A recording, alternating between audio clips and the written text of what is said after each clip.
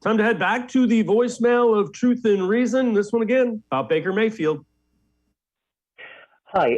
During the Kansas City and Buffalo game the other week, my wife decided to watch the game, something she rarely does.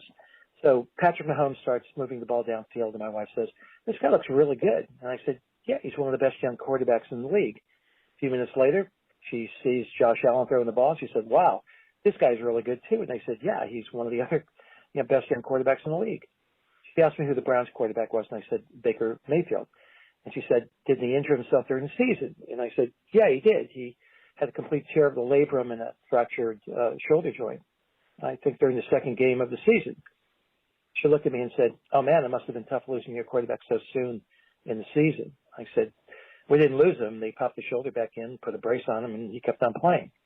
And she said, "You're kidding me, right?" And I said, "No." A few minutes later, she asked me if Patrick Mahomes and Josh Allen represented the future of their teams, and I said, "Of course they do."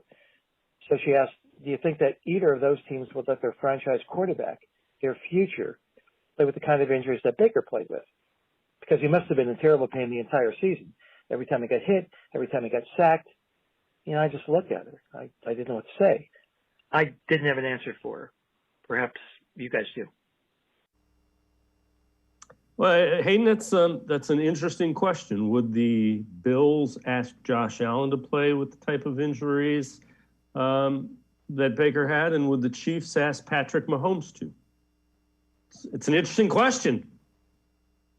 Yeah, I love that voicemail. That's great. I mean, just an outsider's perspective, and I kind of agree. It's difficult, but the difference is that I believe that Patrick Mahomes signed a massive extension and Josh Allen signed a massive extension at the end of last offseason, so they were paid.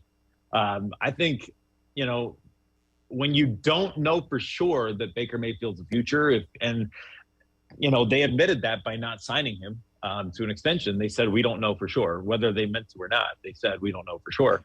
So I think that answers the question, is that I don't think the Bills or the Chiefs would do that because they knew that's their future. I don't know if the Browns know that Baker Mayfield's their future, and they could have put their chips in that basket after the playoff win and said, "Yes, Baker, you're our guy."